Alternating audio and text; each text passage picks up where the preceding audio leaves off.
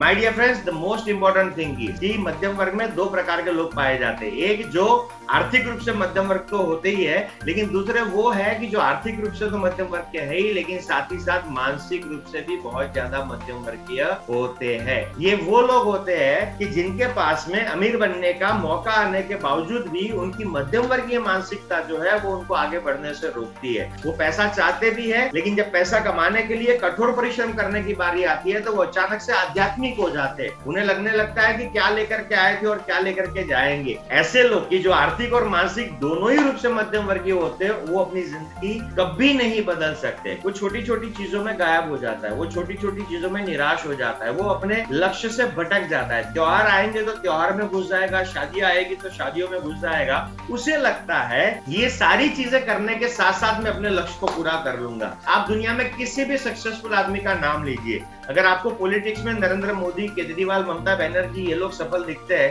तो आप मुझे बताइए कि क्या अगर ये लोग पॉलिटिक्स के अलावा किसी और चीज के बारे में भी घुसते रहते और सोचते रहते, तो डू यू थिंक कि वो अपने धंधे के अंदर या अपने काम के अंदर नंबर बन पाते? या अमिताभ बच्चन सभी शादियां अटेंड करने जाता और सब कुछ साथ में करता रहता, डू यू थिंक वो महानायक बन पाता? Will he become the star of the millennium in this world?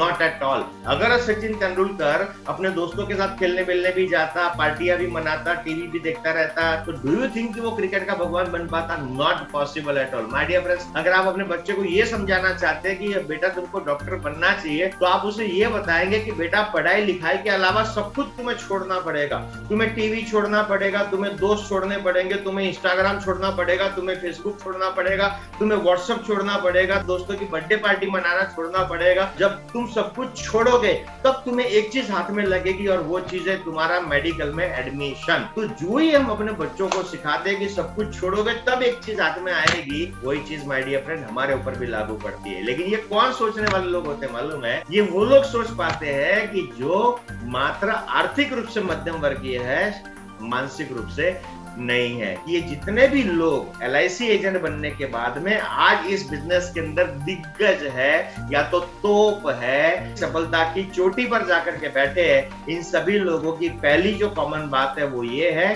कि वो भले आए थे मध्यम वर्गीय परिवारों से, वो आर्थिक रूप से मध्यम वर्ग के थे, लेकिन मानसिक रूप से कभी भी मध्यम वर्गीय नहीं थे। अगर हमारे लक्षण ये है कि हम काम करते करते निराश हो जाते हैं, हम काम करते करते भटक जाते हैं, हम काम करते करते दूसरी चीजों में घुस जाते हैं, हम काम करते करते असफलता को देख करके डर जाते हैं, हमें अपने काम के ऊपर भरोसा नहीं आता, हमें अपने ऊपर भरोसा नहीं आता, हम ट्रेनिंग में सीखी हुई बातों को हमें सुन करके तो अच्छा लगता है, लेकिन अगर अपन इम्प्लीमेंट नहीं कर पाते तो ये लक्षण किस चीज के मालूम है? ये लक्षण इस चीज के है कि हम ना कि सिर्फ आर्थिक रूप से मध्यम वर्ग के हैं, हम मानसिक रूप से भी मध्यम वर्ग के हैं।